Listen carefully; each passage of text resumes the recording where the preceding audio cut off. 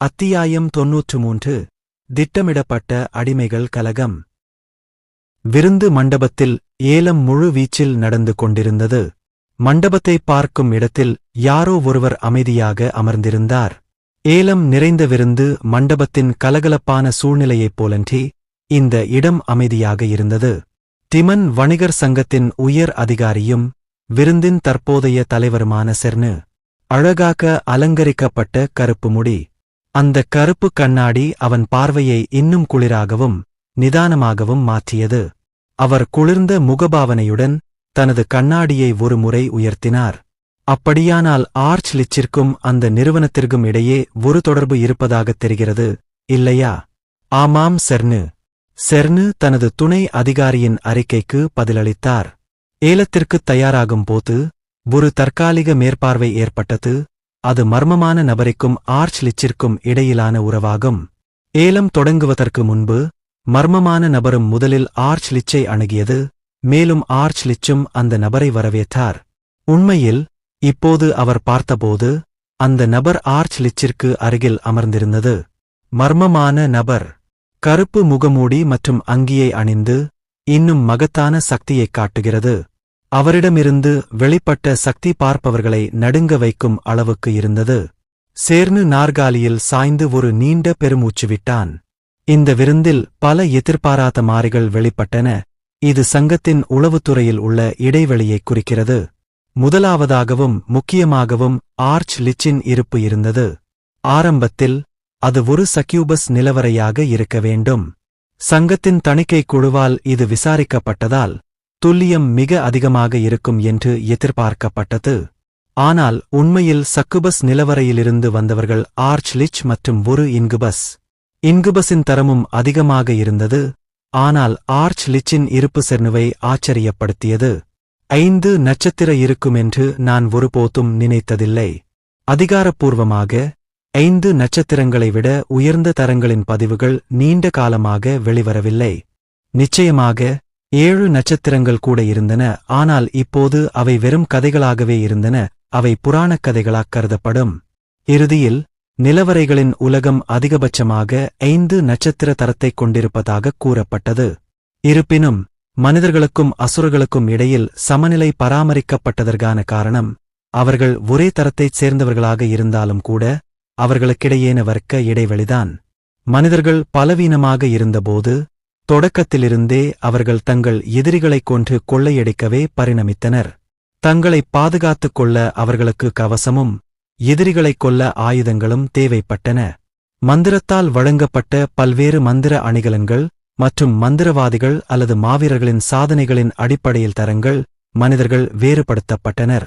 எனவே அவர்கள் ஒரே தரத்தைச் சேர்ந்தவர்களாக இருந்தாலும் நியாயமான சண்டையை நடத்துவது சாத்தியமில்லை. இதனால் இப்போது வரை சமநிலை பராமரிக்கப்பட்டு வந்தது. பிரச்சனை அடுத்தது. இந்த இடைவெளி எங்கிருந்து வந்தது? டிமன் வணிகர் சங்கம் மிகப் பெரியதாக இருந்தது. ஒவ்வொரு நிலவரையின் அனைத்து தகவல்களையும் அது ஊடுருவிச் சென்றது என்று சொன்னால் அது மிகையாகாது. ஆனாலும் இந்த நிலவரையைப் பொறுத்தவரை அவர்கள் ஒரு நீண்ட ஷாட்டில் இலக்கைத் தவறவிட்டார்கள். ஆரம்பத்துல அது ஒரு சக்யூபஸ் நிலவரை கூட இல்ல. ஆர்ச் லிச் போன்ற 5 நட்சத்திரம் தோன்றியது. இந்த நிலவரையின் எஜமானர் ஒரு சக்யூபஸ் அல்ல என்பதைக் குறிக்கிறது. 5 நட்சத்திர ஆர்ச் லிச் தான் நிலவரையின் தலைவன் என்பது தெளிவாகிறது. சக்குபஸை எஜமானராக நினைப்பது ஒரு புகைத்திரையைப் போல இருந்தது. சிறிது நேரம் செர்னு தனது துணை அதிகாரியிடம் தகவல்களைச் சேகரிக்குமாறு அறிவுறுத்தினார். மேலும் விசாரித்ததில் நிலவரைக்குப் பொறுப்பான அரக்க வணிகர் சங்கத்தின் நபரும் அந்த எஜமானரை ஒரு சக்குபஸ் என்று நம்பினார். சங்கத்தை கேலி செய்ய அவர்களுக்கு எவ்வளவு தைரியம்! அப்படி நடந்து கொள்ள அவர்கள் தங்களை எவ்வளவு குறைத்து மதிப்பிட்டிருந்தார்கள்! அது அருவருப்பாக இருந்தது. ஒரு 5- நட்சத்திரத்தின் சக்தி எவ்வளவு மதிப்புமிக்கதாக இருந்தாலும் நிலவரையின் மீது செல்வாக்கு இல்லாமல் குறிப்பிடத்தக்க எதுவும் இல்லை. இல்லையென்றால் தர்ஷினி ஏன் வீழ்ந்திருக்க வேண்டும்? சங்கம் அவளுடைய நிலவரை மேலாண்மை உரிமைகளைப் பறித்ததாகக் கூறினாலும் ஏன் அமைதியாக இருக்கிறது? நிலவரைத் தலைவரின் பலம் முக்கியமானது. அதே நேரத்தில் நிலவரையை வழிநடத்தும் பிரிவின் அளவும் முக்கியமானது. இறுதியில் தர்ஷினி நிலவரையின் செல்வாக்கை இழந்தார். இப்போதும் கூட புனித ஆணையின் காரணமாக அவளுடைய சக்தி குறைந்து கொண்டிருந்தது. சுருக்கமாகச் சொன்னால், ஒருவரின் சக்தியை மட்டுமே நம்பியிருப்பது ஒரு பெரிய வீழ்ச்சிக்கு வழிவகுக்கும். ஆனால் ஆர்ச் லிச் எல்லை மீறிவிட்டார். எல்லை மீறுபவர்களுக்கு யதார்த்தம் குறித்து விழிப்புணர்வு ஏற்படுத்தப்பட வேண்டும் என்று செர்னு நம்பினார். எனவே விருந்தில் கலந்து கொண்டவர்களில் ஒருவரான தரணியை அவர் படத்தில் கொண்டு வந்தார். அவளுடைய பொறாமை பயத்தை பயன்படுத்திக் கொள்வது எளிதாக இருந்தது. மேலும் அடுத்த ஏலத்தில் தோன்றும் அடிமையை அவர் ஏற்கனவே கவனித்துக் கொண்டிருந்தார். ஆமாம், இதுவரைக்கும் சுமூகமாத்தான் இருந்துச்சு. இது அனைத்தும் ஆர்ச் லிச்சை மூளைக்கு இழுக்கும் திட்டத்தின் ஒரு பகுதியாகும். சங்கத்தின் அதிகாரத்திற்கு முன்னால் அவர்கள் சக்தியற்றவர்களாக உணர்ந்தால், எதிர்காலத்தில் அவர்கள் நல்ல வணிக கூட்டாளிகளாக மாறுவார்கள். அவரது எண்ணங்கள் நேர்மறையானவை. ஆனால் பின்னர் மற்றொரு நபர் வெளிப்பட்டது. கருப்பு முகமூடி. கருப்பு முகமூடியும் அங்கியும் அணிந்திருந்த உருவத்தின் மீது செர்னுவின் பார்வை திரும்பியது. பொதுவாக கருப்பு முகமூடி என்று அழைக்கப்படுகிறது. பிளாக் மாஸ்க் தான் நிலவரையின் உண்மையான எஜமானராக இருக்க வாய்ப்பு உள்ளதா?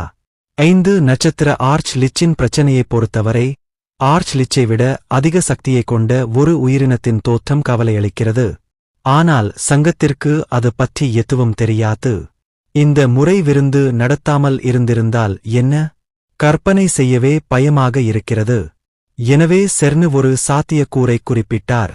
அந்த பிளாக் மாஸ்க் தான் உண்மையிலேயே நிலவரையின் எஜமானராக இருந்தால், பின்னர் அது நுட்பமாக அர்த்தமுள்ளதாக இருக்கும். ஆனால் அவரது துணை அதிகாரி அந்த வாய்ப்பை மறுத்தார்.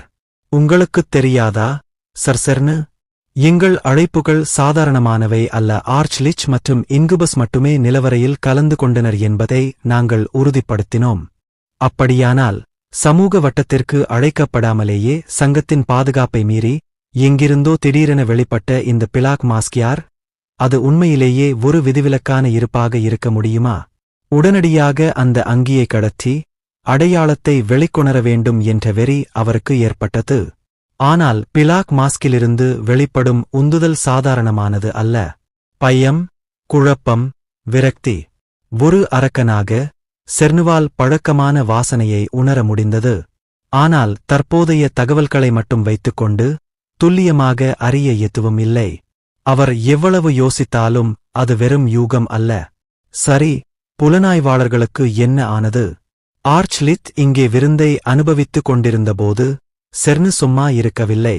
நிலவரையை விசாரிக்க சங்கம் கூலிப்படையினரையும் அரக்கர்களையும் அதன் கட்டுப்பாட்டின் கீழ் அனுப்பியது. அவர்கள் விரைவில் கண்டுபிடிப்பார்கள் என்ற எதிர்பார்ப்புக்கு மாறாக கூலிப்படையினரின் முதல் குழு தொடர்பை இழந்தது. எனவே சங்கம் உடனடியாக அதன் புலனாய்வாளர்களை அனுப்பியது. சங்கத்தின் கூலிப்படையினருடனான தொடர்பு துண்டிக்கப்பட்ட ஒரே ஒரு வழக்கு மட்டுமே இருந்தது. அவர்களின் பாதுகாப்பில் ஒரு சிக்கல் இருந்தது என்பது உண்மை. நிச்சயமாக கூலிப்படையினர் ஒப்பந்தத்தை மீறி தப்பி ஓடியிருக்கலாம். ஆனால் இதுபோன்ற வழக்குகள் மிகவும் அரிதானவை. டிமன் வணிகர் சங்கத்துடனான ஒப்பந்தத்தை நீங்கள் மீறினால் என்ன நடக்கும் என்று தெரியாதவர்கள் யாரும் இல்லை. இதேபோல் சங்கத்துடன் இணைந்தவர்களுக்கு தீங்கு விளைவிப்பதும் ஒரு குறிப்பிடத்தக்க பிரச்சனையாக இருக்கும். அவர்கள் தற்காலிக ஒப்பந்த கூலிப்படையினராக இருந்தாலும் கூட அது வேறுபட்டதல்ல. எனவே அவர்களின் தொடர்பு துண்டிக்கப்பட்டால் அவர்களின் பாதுகாப்பிற்கு ஏதோ நடந்திருப்பதற்கான அதிக நிகழ்தகவு இருப்பதாகவும், அவர்களின் பாதுகாப்பிற்கு ஏதாவது நடந்திருந்தால் யாரோ ஒருவர் சங்கத்தில் தலையிட்டுள்ளதாகவும் அர்த்தம். எனவே சங்கம் உடனடியாக அதன் புலனாய்வாளர்களை அனுப்பியது. அவர்கள் விரைவாகவும் துல்லியமாகவும் இருந்தார்கள். அதனால் இப்போது அவர்கள் ஒரு முடிவுக்கு வந்திருக்கலாம். ஆமாம் சர் செர்னு, உண்மையில் இப்போதுதான் எங்களுக்கு ஒரு அறிக்கை கிடைத்தது. எதிர்பார்த்தது போலவே புலனாய்வாளர்கள் விரைவாகச் செயல்பட்டனர். செர்னு திருப்திகரமாகச் சிரித்துவிட்டு மெதுவாகத் தலையசைத்தான். காட்டில் சுற்றித் திரிந்த பூதங்களால் அனைத்து கூலிப்படையினரும் கொல்லப்பட்டதாக புலனாய்வாளர்கள் உறுதிப்படுத்தினர். அவர்கள் வழக்கை அப்படியே முடித்து உடல்களை தனித்தனியாக சேகரித்து பரிசோதிப்பதாக கூறினர். அவர்கள் ஏற்கனவே முடிவுக்கு வந்துவிட்டார்களா? தனக்கு கீழ் பணிபுரிபவரின் வார்த்தைகளுக்கு பதிலளிக்கும் விதமாக செர்னு தற்செயலாக சந்தேகத்தை வெளிப்படுத்தினார். புலனாய்வாளர்கள் உண்மையிலேயே இவ்வளவு விரைவாக ஒரு முடிவுக்கு வந்தார்களா? அது அலைந்து திரியும் பூதங்களின் வேலை என்பது உண்மையிலேயே உறுதியாகுமா? அது உண்மையிலேயே அலைந்து திரியும் பூதங்களின் வேலையா என்பதை நாம் உறுதிப்படுத்த வேண்டாமா? ஒருவேளை அது அலைந்து திரியும் பூதங்களாக மாறுவேடமிட்ட ஒருவரின் செயலாக இருக்கலாம். ஆனால் புலனாய்வாளர்களின் நடவடிக்கைகளில் ஒரு அவசர உணர்வு இருந்தது. அவர்கள் அவசரமாக ஒரு முடிவுக்கு வருவது போல. இருப்பினும் புலனாய்வாளர்களின் முடிவில் செர்னு தலையிட முடியவில்லை. அவர்கள் வேறு துறையைச் சேர்ந்தவர்கள். மேலும் புலனாய்வாளர்கள் சுயாதீனமான செயல்பாட்டிற்கு உத்தரவாதம் அளிக்கப்பட்ட நபர்கள். ஆனால் ஏதோ விசித்திரமாக இருந்தது. புலனாய்வாளர்கள் ஏன் இவ்வளவு விரைவாக ஒரு முடிவுக்கு வந்தார்கள்? வெளிப்புற தலையீடு இருந்ததா? அது சக்யூபஸாக இருக்குமோ? எல்லாவற்றிற்கும் மேலாக அந்த நிலவரையில் ஒரு சக்யூபஸ் இருந்தது. அவள் எஜமானியாக நடித்தாலும் அவள் சந்தேகத்திற்கு இடமின்றி ஒரு மயக்கும் அசுரன். கூலிப்படையினர் இறந்த இடம் அந்த நிலவரையிலிருந்து வெகு தொலைவில் இல்லை. இல்லை, அதுவல்ல. புலனாய்வாளர்கள் திறமையானவர்களாக இருந்தனர். சங்கத்தின் ஆதரவுடன் அவர்கள் சக்குபஸ் அல்லது அது போன்றவற்றின் மனத்தாக்குதல்களுக்கு ஒருபோதும் ஆளாகவில்லை. அந்த சாத்தியக்கூறு செர்னுவின் எண்ணங்களிலிருந்து அழிக்கப்பட்டது. அப்படியானால் புலனாய்வாளர்கள் சொல்வது போல் இது உண்மையில் ஒரு தற்செயல் நிகழ்வா? ஏதோ ஒரு உணர்வு தோன்றியது. ஆனால் இங்கே நடந்த நிகழ்வுகள் கையாள முடியாத அளவுக்கு திணறடித்தன. ஆர்ச் லிச் மற்றும் பிலாக் மாஸ்கை கூட உடனடியாக சமாளிப்பது ஒரு தலைவலியாக இருந்தது. ஆமாம், அதை அப்படியே விட்டுவிடுவோம். புலனாய்வாளர்கள் வேறு கருத்தை கூறினால் மீண்டும் எனக்குத் தெரியப்படுத்துங்கள்.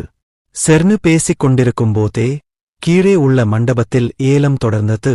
ஆமாம், எங்களிடம் 300 மேஜிக் கற்கள் உள்ளன.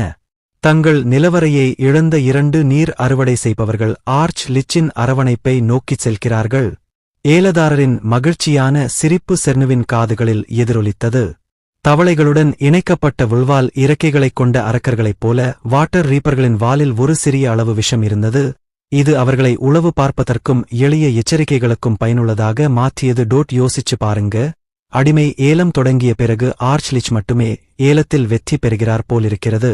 செர்னு மீண்டும் தனது கீழ் பணியாளரின் வார்த்தைகளில் ஆர்வம் காட்டினார்.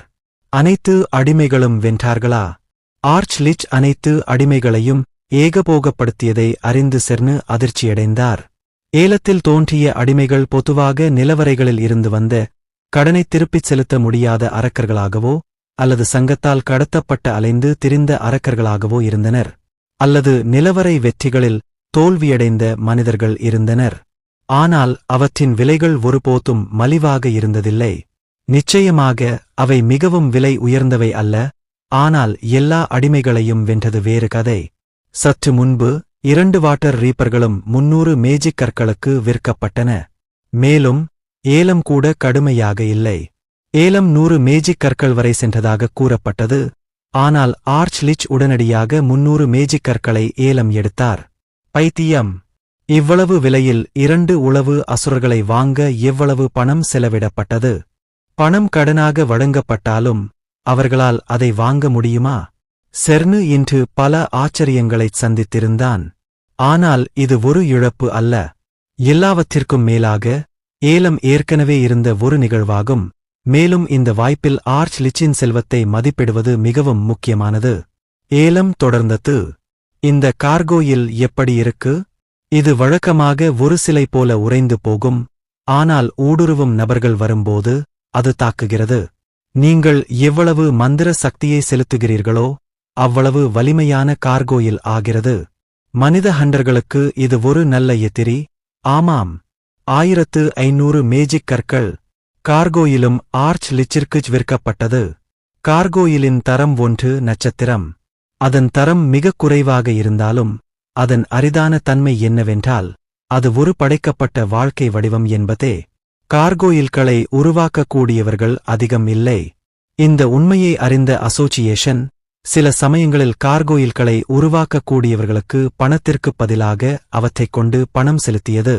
மந்திரம் உட்செலுத்தப்பட்டிருக்கும் வரை அவர்கள் அழியாத வாழ்க்கையை வாழ்ந்தனர். அவர்களை மிகவும் பல்துறை திறன் கொண்டவர்களாக மாற்றினர். இப்போதைக்கு அது தரம் 1 மட்டுமே என்றாலும் சக்திவாய்ந்த மந்திரம் செலுத்தப்பட்டால் அதன் தரம் கணிசமாக உயரும்.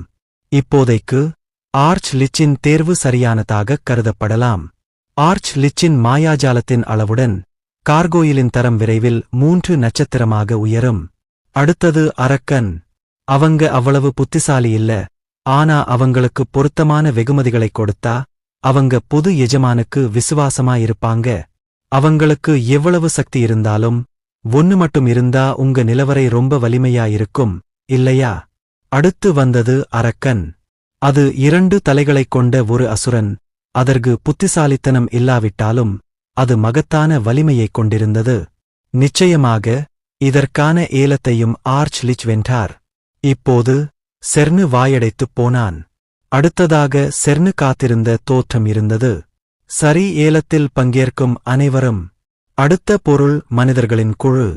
ஏலதாரரின் உரத்த குரல் அந்தச் சூழலை உற்சாகப்படுத்தியது. ஆனால் அவர்கள் சாதாரண மனிதர்கள் அல்ல. அவர்கள் தேவாலய உறுப்பினர்கள். 2 பாதிரியார்கள் மற்றும் 7 புனித நைட் பயிற்சியாளர்கள். மொத்தம் 9 நபர்களுக்கான ஏலத்தை நாங்கள் தொடங்க உள்ளோம். ஏலதாரர் சுருக்கமாக மேல் நோக்கிப் பார்த்தார். ஏலதாரரின் கண்கள் சந்தித்தபோது செர்னு தலையசைத்தான். நாம் ஒரு சிறிய இடைவெளி எடுத்துக்கொண்டு ஏலத்தை தொடர்வோம். ஏலதாரரின் வார்த்தைகளைக் கேட்டு செர்னுவின் வாய் சற்று மேல் நோக்கி வளைந்தது. அடிமைப் பையன்களிடம் சொல்லுங்கள்.